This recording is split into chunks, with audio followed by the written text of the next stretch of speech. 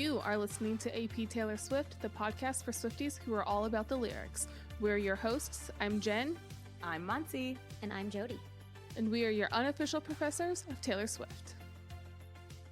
Welcome back to another episode of AP Taylor Swift. It is spooky season. 'Tis the damn season for an episode on witches. Today we're doing a little show and tell on witches. But before we get into what we mean by that and all of the witchiness in Taylor Swift's songs, just want to remind you, if you're enjoying this podcast, share it with a Swiftie in your life. Hit subscribe on Apple Podcasts, Spotify, wherever you listen to podcasts. Give us a nice rating and review if you are so inclined. We love positive feedback. If you don't like us, don't leave a review. I was trying, that's what I wanted to say.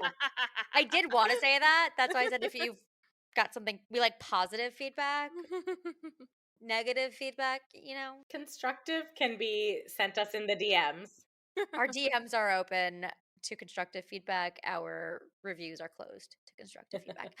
With that, Jen, why don't you tell us a little bit about witches and how we're going to approach this conversation today? It's a big topic, witches. I think this came up because we've seen it come up in her songs before, but this is the first time we're like going all in on the witchiness. Yeah, I had my mic muted, but I had a deep sigh because I very excited for this episode, but confession was mildly overwhelmed by the idea of doing a 2 to 3 minute summary of witches because that's not possible. No, so I won't be doing that, but I will make a couple of call outs, and then I know we'll get into a lot of stuff in the songs. First and foremost, I want to say we are really focusing on historical and literary versions of witches.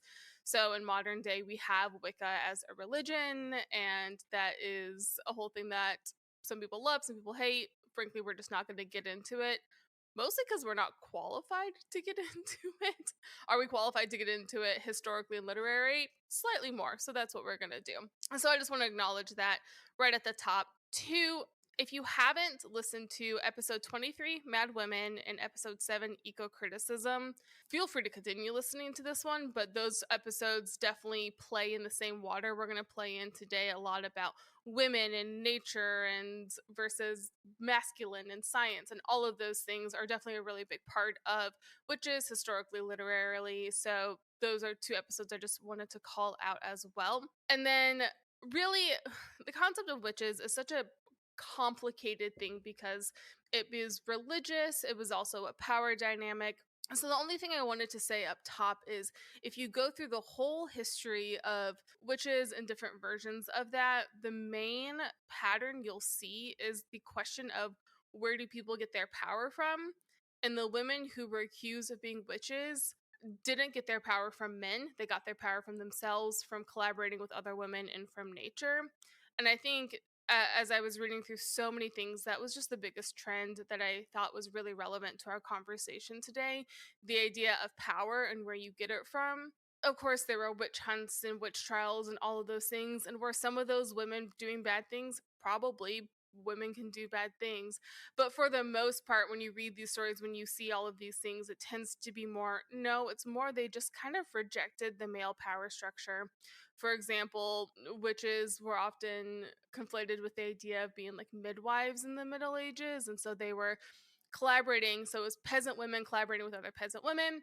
They would figure out how to use herbs. They would pass on just through an oral history this knowledge of how to use nature, how to use these things to help heal, to help with birth, all of those things. And then the church was creating a school for medicine that men could go to, and then there immediately became a power issue, and suddenly these women were witches. They were heretics and they needed to be burned as such. And the real problem was that they were not doing what the church wanted them to do. They were not submitting to the power of men.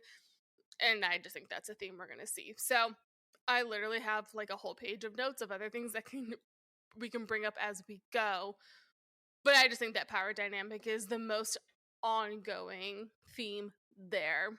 I think one other maybe angle of looking at witches is in literature, especially, there's a lot of references to lore. You mentioned oral tradition, Jen, and I think it's along that same lines, but there's always in every culture a desire to try to explain the unexplainable. And sometimes when it's herbs that have healing properties or there are certain phenomenon that happen that couldn't be explained, these things would get told into stories in lore, and many times witches or wizards, or there would be this element of witchcraft related to explaining the unexplainable. Yeah, science is always just magic is something that science has yet to be able to explain. And so if you go back further and further when there was less and less science, there was more and more magic that we now understand. I was reading a lot of stuff that was like, yeah, there was considered magic that they were doing X, Y, and Z. Now we understand that the properties in this plant do help with these reasons. So there was actually a really effective medical tactic, but because they didn't know why and they were like, well, this has just always worked, and it was very much just scientific method of hypothesis, trial and error, figure it out. But because they couldn't explain it and because it was women discovering it, it was a problem. And I think that's the big thing here for me that we'll see is it's about women and it's about vilification of women, and how do you look at women as the other, and how is society treating women as the other. And I realize some people might come into this episode on witches and be like, ooh, yay, like Harry Potter, and it'll be fun and pop culture, maybe, but also we just got real deep into feminist theory, witches as part of feminist theory. And I'm gonna make this an explicit episode, fuck the patriarchy. Don't worry, I will talk about Harry Potter. Perfect. I figured it would come up. We'll have a nice balance of Harry Potter, Salem witch trials, medieval literature. It'll be a nice one. And men were accused of being witches. It was primarily women. But this is like a whole side tangent that we won't go down further, but That's what you think. it's really not that Challenge relevant, accepted. it was really interesting. In doing some research lately, I also found out that during the time, even like vegetarians could be considered heretics and burned at the stake because it was heretical to not eat meat, because it was putting animals at a higher level than they should be according to the Bible, which isn't really biblical in the first place. That's irrelevant. That's medieval church stuff. It was just so much this like othering, like you said, this othering, and it was primarily women, which is obviously what we're going to focus on, but it was the just power dynamics were insane. Let's do it.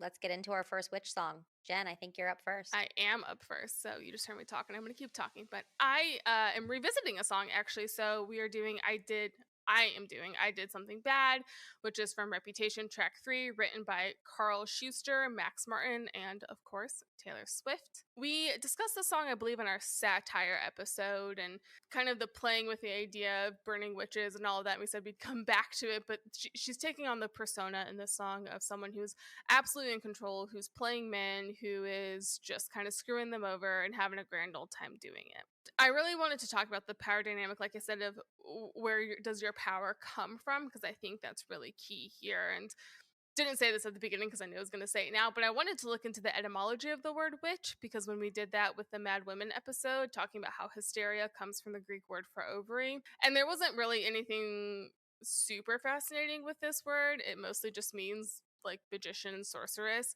There was a definition that was used for a long time of a woman supposed to have dealings with the devil or evil spirits and to be able, by their cooperation, to perform supernatural acts. So very much when you start thinking about this and going deeper and deeper, well, how do they know that these herbs work or whatever? The answer was, well, the woman can't know. That wouldn't make any sense. So they must be communing with the devil. That's the only answer that makes sense here. So therefore, they're a witch, and therefore they need to be punished for their witchy doings. So even in this concept of what a witch is, there was no solution where a woman actually got any sort of power from herself or other women. It always had to go back to a man in some way, shape, or form. It was just unfathomable that she could just be talented or smart, maybe. Yeah, and the thing is it came from other women. Like, they were all working together, and that's what really scared people. The men in power was these poor women were collaborating together and learning from each other, and they were like, whoa, whoa, whoa, that's outside of our power structure. I mean, I was trying to think of a good comparison for just to like help us kind of place this, and I was thinking of, actually, this is going to feel like it's out of nowhere, but it will help, I promise. But I was actually thinking of Galileo, who was a wealthy white guy, devout Catholic, and he said the earth was not the center of the universe, and he was put under house arrest. His works were banned. So even he was everything you were supposed to be, and he said one thing that the church didn't like, and he was put under house arrest and all of that. Now imagine a group of peasant women who are doing things that they cannot explain, but they're doing it better than the men. Like, what kind of a reaction would it be when we already saw what happened to a man who they liked? So the idea of power, I think, is so key in this song, because the whole time, the lyric immediately, so I play them like a violin and I make it look oh so easy, is such an incredible line, but it means she has all the power here. Even outside of, we know the main witches line is they're burning all the witches even if you aren't one, which is a great line, but the rest of the song I think is actually still playing into this witch imagery if we take it in that cultural Yes. context, which is what I wanted to kind of kick us off with. Is just, it's not just the witches line. I actually think if we think about the power dynamic, this whole song is a witchy song. Well, you don't get to a mention of a witch until the bridge. Of course, it's the bridge.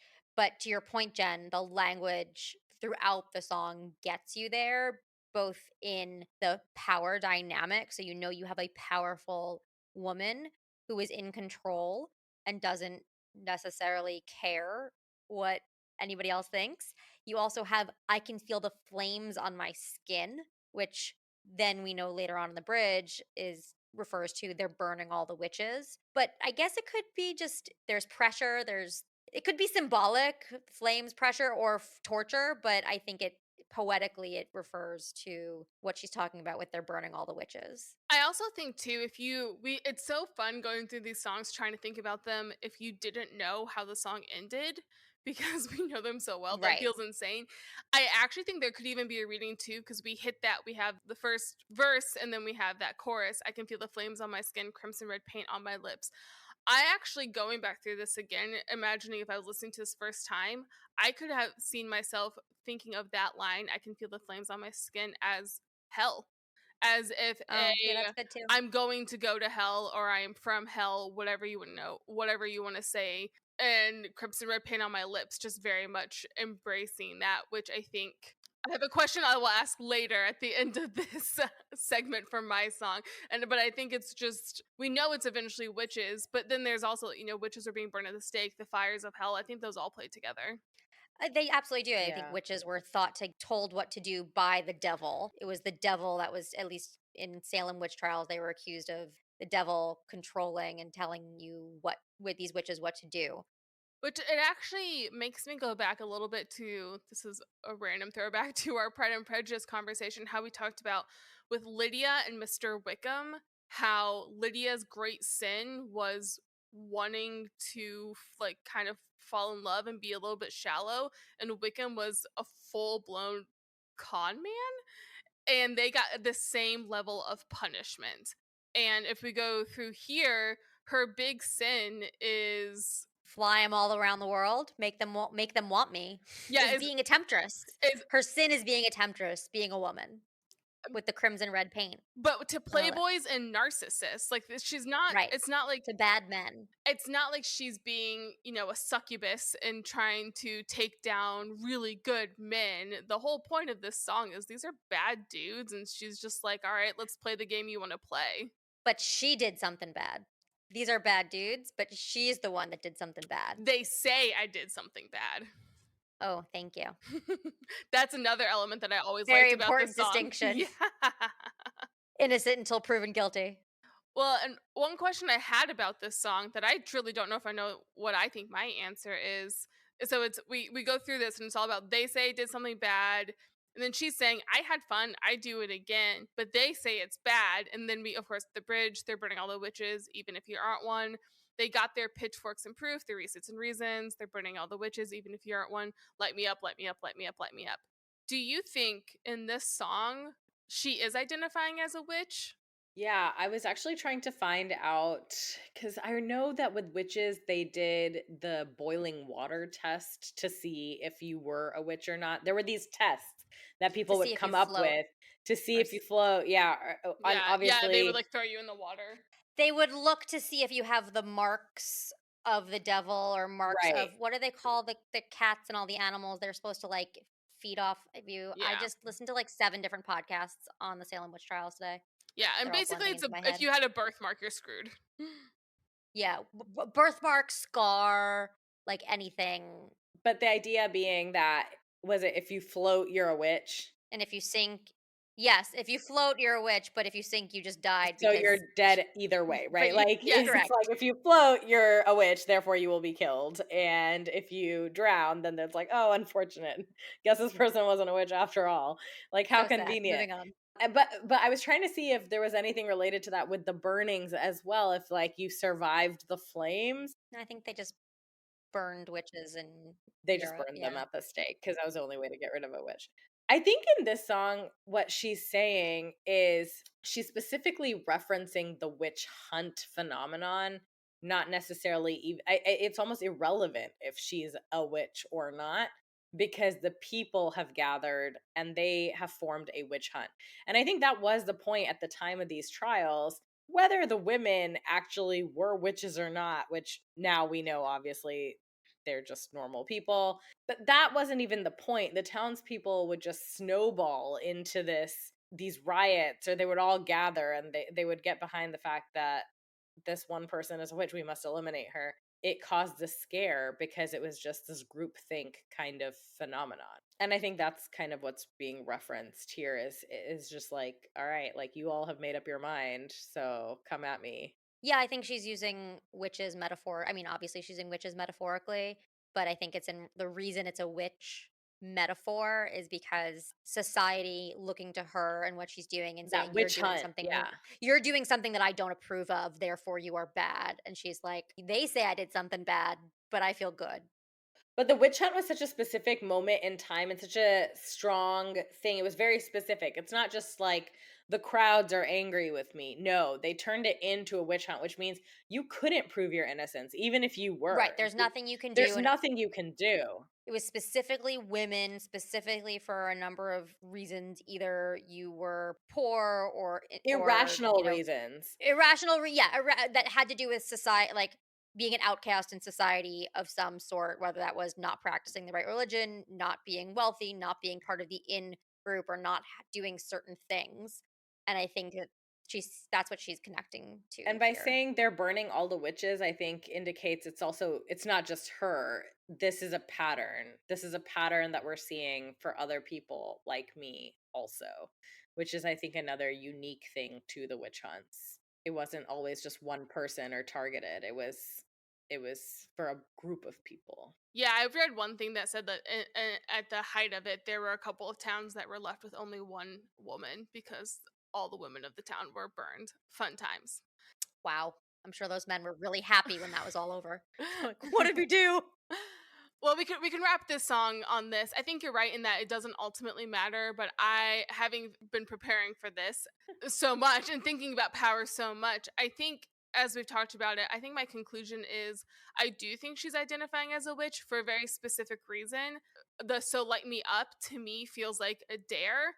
And so to me it reads as she's putting herself in a position, again, not modern witch, but of like historical witch, of I know my stuff, I'm really good at what I do, so go ahead. It feels like a dare. It's like, I dare you, light me up. I'm not scared. I'm very confident in my power, my knowledge, and my expertise. I think there's something there with this power dynamic. Isn't just she gets her power from herself and her skills, but she's actually incredibly confident in it, which I think is part of what makes this song so fun. It feels very empowering.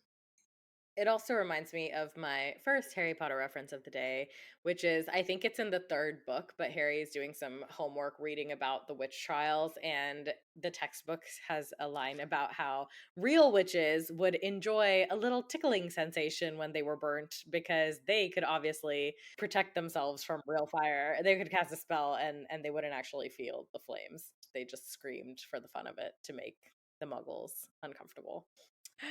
I love that. Shall we get into more of your Harry Potter references? Yeah, I have the next song, so this will continue. There's a pattern, but my song is Willow. It is from Evermore. It was track 1. It was also the first single that was dropped for this surprise album in 2020. This song was written by Aaron Dessner and Taylor Swift. Willow, the song by itself, I think may have flown under our radar and may not have seemed like an obvious pick for this topic and discussion, but I thought it was a no-brainer because of ultimately the way that Taylor chose to bring this song to life. And the first way that she did that was through the music video, which she did drop for this song. She's waking up as if from a dream. There's a magical thread that she's following along. It is very mystic magic vibey. There's not really specific traditional pop culture witch imagery. It's like witch there's, vibes. there's It's no got witch yeah vibes. there's no like pointy hat, black cat, Pause. cackle. Jen with her cat on her lap as we're having a witch conversation talking about witch vibes. Also, this will be on social for those who are listening, though. She's also in her cloak. I am. I It's beautiful. did want to point out that your familiar is lingering around you. You're but, familiar. That's the word that I couldn't remember. Thank you, familiar. Even though it wasn't like Halloween witch vibes in this song, it was very much the folklore-ish type of vibes, which between Folklore and Evermore album, like there's some interesting storytelling in the visual pieces of it. And she definitely captured the kind of earthy woods, mystical lore aspect of witchcraft. But then she really went all in with the Eras tour, where there are hooded cloaks like the one that Jen is wearing right now. She spins around. There's literal jack-o'-lanterns lit up and Orbs, the glowing orbs. Oh, were they not pumpkins? I thought they were I pumpkins. think they're orbs only because in the TikTok challenge they were like, do your Willow dance with an orb. I literally watched this again like 10 minutes ago too, and I swear The that I glowing thought they orb. were pumpkins, but that's cool. This is I the believe commentary orange. people come to the podcast for right here. My brain, I'm looking at it again. They're definitely just orbs, but my brain automatically saw jack o' Well, it's the witchy vibes, the witchy It's aesthetic. cool. Yeah, It it's works. fine. The point is that even the way that the dancers come in and out, there's a real sense of old British Isles, like Scottish, Irish, Anglo-Saxon witchcraft. This scene is definitely something out of Outlander. There's something about this song that even Taylor connected to witches, and my mission was to kind of figure that out. So we'll start with the title of the song, Willow. There's the lyrics obviously reference the title. The lyrics are, "Life was a willow and it bent right to your wind." So in the title and in this line, you have the word willow. And this is a loaded word because A, there's a whomping willow in Harry Potter. So you know, if Taylor Swift and J.K. Rowling thought about I'm it, so excited. it's important. Turns out the gray willow is known as the tree of enchantment in Celtic folklore. There's our enchanted reference of the day. Sure, enchantment. Counting it. And it also kind of, there's also a Celtic word that reflects the willow's spirit of potential. In the Harry Potter universe, there were wands made out of willow, the wood. These things always had a meaning. The willow wand is considered an uncommon wand wood with healing properties and a reputation for enhancing advanced magic. They were also said to be more attractive to witches or wizards with greater potential. Some said that healing power of the willow wood may be due to the salicylic acid found in the willow bark, which is actually used to make medicinal compounds like aspirin. So here you have this connection to a tree that has healing properties. Its bark is actually known to have healing properties, could have been used in medicine by the original witches back in the day, is something of lore. It has these associated meanings like tree of enchantment or something with healing powers. I remember a line in Harry Potter where there was a wand made of willow and they're like quite supple or very bendy wood, I think. I think it's meant to be flexible. And here in the song, she's referencing the fact that the willow tree could bend to the will. Now, the Whomping Willow also has these like really beautiful it's a weeping willow, and it has these beautiful leaves that are flying. And so you just have this imagery of wind racing through something, and it kind of has this mystical feel. So that's just the tree in the title itself, and it's used throughout the song. It's a loaded word that kind of has this history associated with witches and witchcraft. I know I reference Harry Potter, but I don't think that's the only references of witches. It's just the most obvious one because we're millennials. Willow is also the character in Buffy who ends up becoming a witch throughout the series. Ooh, that's good too. Willow is also Tom Felton's dog's name. The Wow. most important reference. Tom Felton played Malfoy, just for yeah. those who aren't as hardcore millennial as we are. Our millennial is showing. Yeah, and one thing that just going back to this lyric now Willow is the term that she used as a metaphor, but the line itself is referring to bent right to your will. The lyrics go on to just say life was a willow bent right to your wind. The idea that you're able to bend to the wind or just control and maybe control what somebody is doing. I think there's an element here of destiny or some higher power that's able to control. I think Jen mentioned at the beginning that all of witchcraft is really a question of control. And there's some other words used in the song, such as bait and switch, wreck my plans, also kind of hint at this. Where's the control coming from? Do you make your own destiny? Is it written somewhere? What is doing the controlling? Who controls somebody's will? Then there are a few other magical words kind of littered in throughout the song, because we know when Taylor picks a theme, she kind of goes all in. And I thought some words that could kind of add to this witchcrafty feeling. There's the word stray. She uses in the line, wherever you stray, I follow. I was thinking of a stray cat. We know cats are familiars. As if you were a mythical thing, again, adding to the magical, mystical feel. She uses the word hollow. You know that my train could take you home. Anywhere else is hollow. It's just a word hollow, but I feel like it has a very magical. It's in Harry Potter. It also has magical vibes. It's in Harry Potter. Godric's Harry Hollow. Potter. Godric's Hollow. Yes, Godric's Hollow is in Harry Potter, but I think Hollow is like Sleepy Hollow, for example, or it is a term associated The with kind Headless of like a Horseman.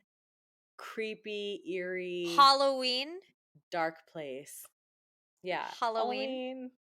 Technically, isn't it Halloween? My favorite thing about this podcast is sometimes we're so smart, and then sometimes we have these moments. And I get you a podcast that can do both. It's us. We can do Pretty both. sure Halloween starts with HA, but that's fine.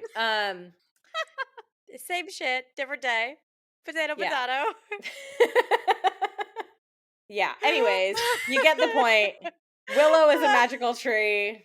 You have an element of control that has to do with witchcraft, and then you have magical sounding words that just drive it home.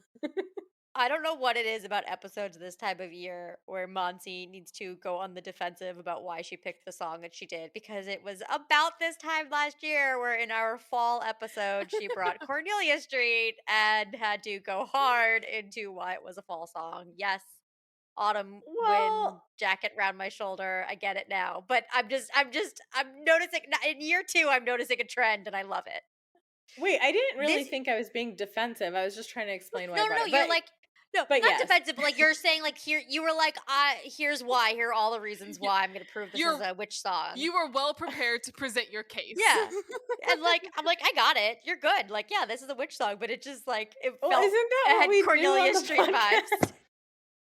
I know, but you came in with like, my here's show my and evidence. tell. It's my show and tell. I'm showing and I'm telling. I think because it's counterintuitive to me, but clearly I'm just gonna go pet my familiar. Well, okay, I think the reason that I even went down this path of trying to be a little organized is because it doesn't actually come across. No, it's great. I think as a witch song initially, but the fact that there's been so much poured into it in the Eras tour presentation and in her music video, clearly there was a connection there. And I think it's interesting to just dive into that theme and think about like, where was this coming from? It's not on the nose, but it's clearly there. Like, I don't know. And there is a little bit of a theme. The aesthetics. I think on the nature thing too, another line is wait for the signal and I'll meet you after dark, which doesn't have to be nature, but in the context of the song with the word willow, immediately you're like, we're going into the woods at night. That's what's happening here. Immediately, we're in nature, we're doing this together. And nature is definitely, I mean, we talked about it at the top of the episode, but that was a big thing. And two, I think even the fact, and I think we get this in the song, we talked about this a little bit with the aesthetic theory episode, that the song doesn't totally make sense, and that's sort of the point of it. It's very experiential, and I think that was part of the elements too of, hey, this herb works, this leaf works, whatever, we don't know why, but we're okay with it. So this historical witchy female thing of, I'm just embracing nature as it is, I'm just kind of going with the flow, I don't need to explain it. And at the time, historically, the opposite was the masculine, the science, saying, no, we need to explain things. And it's like, it's fine, I know it works, that's good enough for me. And you kind of get that here too, that kind of not knowing, but you're just kind of in it and you're experiencing it. I love it. I also love that you leaned into the Harry Potter mystical fun vibes of witches as opposed to the more historical burn them at the stake. Yeah, Frightening side. I mean, Jen talked about. It makes you wonder, like, kind of what may have been going on in their minds as a part of the creative process, because the song by itself, Yes. like, if I had to visualize the song, I don't know what I would do, but I don't know if I would have necessarily gone the witch route, and they decide to do that. Yeah. So it gives you a little peek maybe into Yeah. what the thought process may have been. The music and stuff is also kind of mystical and very naturey. It feels like it's flowing very naturally, like perhaps a willow tree might. So it's a really interesting experiment in some ways of the visual and the music coming together to do some storytelling. I love it. I have a theory of why, which I know we need to move on, but I just had a friend go to the Eras tour in Europe, and when she came back, we were just talking about it, and she was like, there's something about the Eras tour that as a woman is just a different experience. It's just, you feel safe, you feel welcome, just something about it that you're like, I just don't feel this way most places. And I think, well, we know for sure Folklore and Evermore were very much these fantasy albums during written during the pandemic, written during a difficult time. And I think there's something about this, like I said, about where your power comes from, all of that, but you think about little girls making potions with their friends and stuff, that there's something about this, that there's the real history that is violent and scary and difficult, but then there's this fantasy version that's like, hey, I'm gonna hang out with a bunch of women and we're gonna be in the woods and we're gonna dance together and it's just gonna be us and it's a safe place. And I wonder if, just a theory, that that's maybe part of why she leaned into it even more for the Eras tour, because I would argue the Eras tour is the best example of that kind of safe female experiential place that we have right now. On that scale, local places obviously, but like a coven is a group of women getting together to celebrate and to chant and to be together and to do what you can do only with a group of women when there are no men around. And there you go. That's the Eras tour. Is this our Roman Empire witchcraft? Oh, I thought you meant the Eras tour. The Eras tour is definitely my Roman Empire. I'm always thinking that about too, yeah. the Eras tour constantly. Potato. I think some of this lore, because you're right, Jen, it's very much like little girls will play, like, it. This idea of being able to talk to animals and play with plants and concoct these little things. I don't know. It feels very. I think both the positive and the negative side of witches might be women. Either for ourselves, we want this positive space where you can just be yourself with other women and have fun and be silly and do your own thing. But then we exist in a patriarchal society where we are othered and if I act the same way or say the same thing that a man would, I would be seen as a bitch. And there's some bewilderment to how that can be, or like why that is. Exactly. And there's some fascination with that.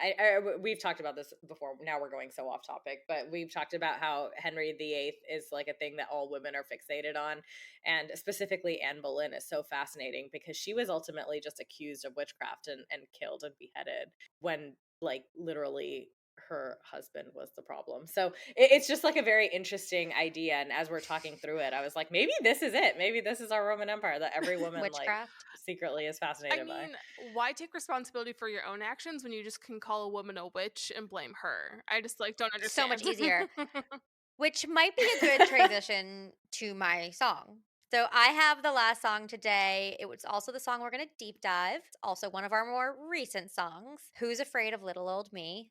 This is from the Tortured Poets Department, track 10. Came out in 2024, and it is written by Taylor Swift and Taylor Swift alone. And the first note I have here, I like immediately knew I wanted to do this song. And then when I actually started listening to it again and looking at the lyrics, I was like, are there actual witches or is it just witchy? And there is one line specifically that relates to witches where you can infer.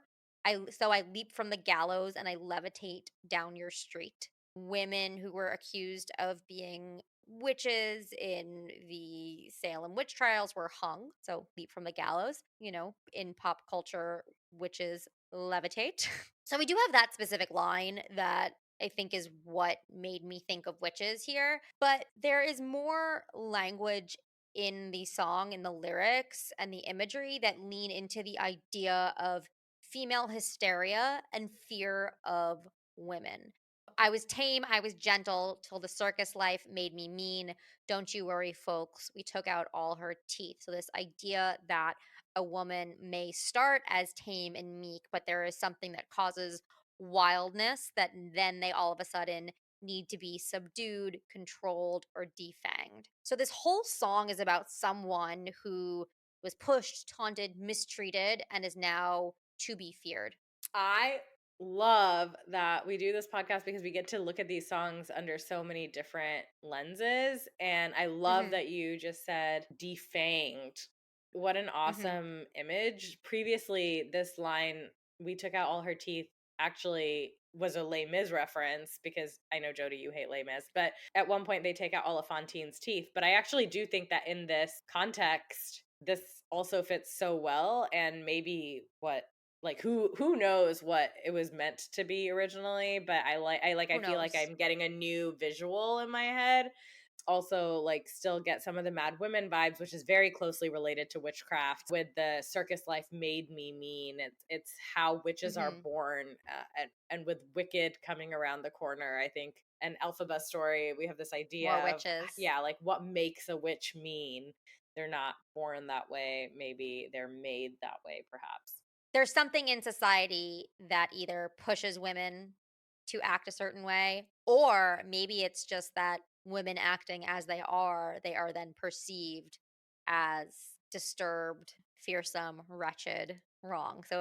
This is where, and we'll deep dive the song to see, I can't yet tell, is there something that specifically that she did that she was pushed to do, or is it that you were going to see her this way regardless, just for being who she is? I love it when we do this because I think we just did something really cool where I started with the history a bit of here's the sad reality of witches and feminism and throughout. To be clear, I did not say this at the top.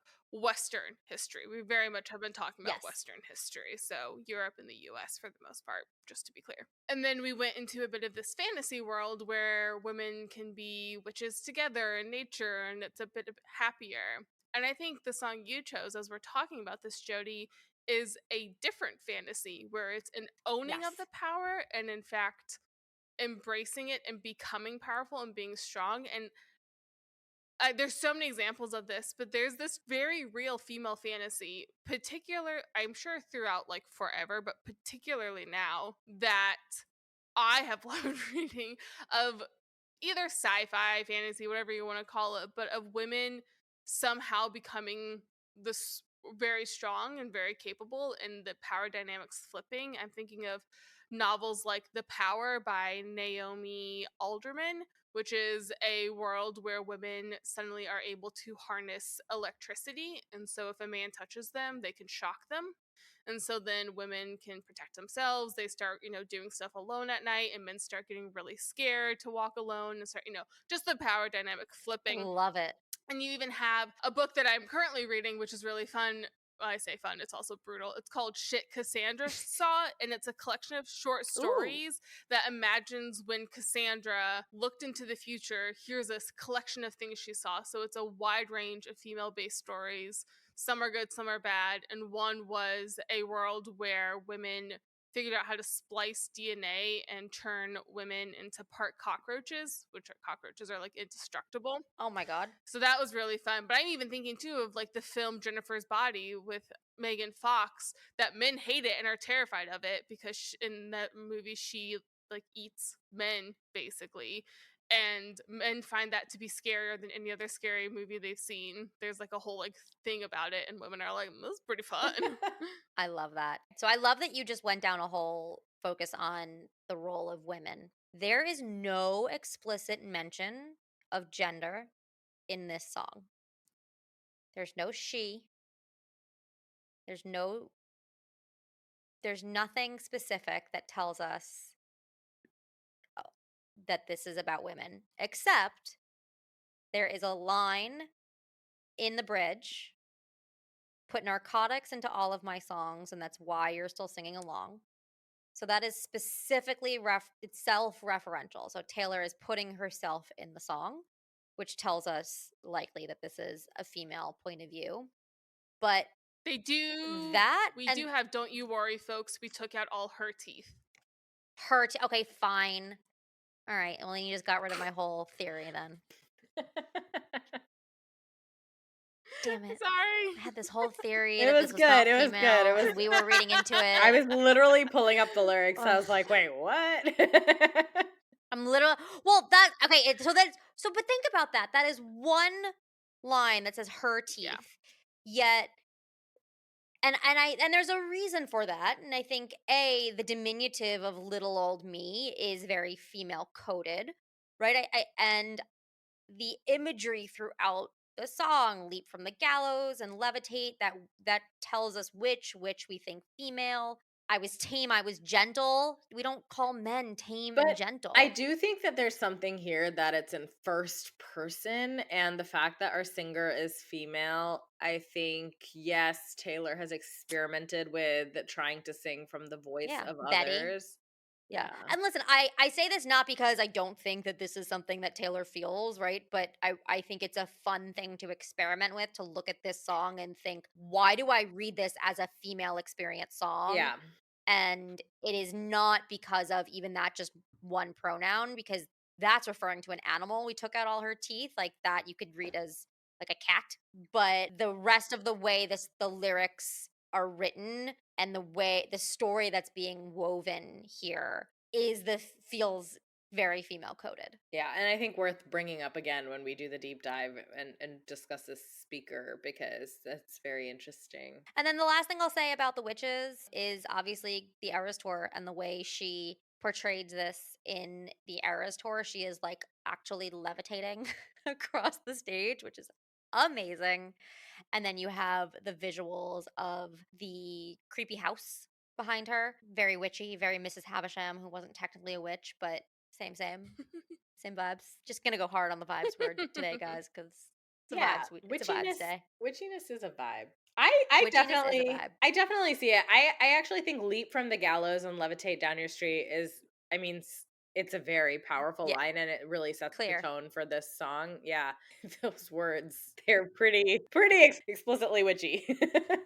Yeah, the Salem witch trials, they did not burn them at the stake. They actually were hung. They were almost all hung on the gallows. So this is a very you could pull it straight from there. So this places this song in Salem in 1692. There you go.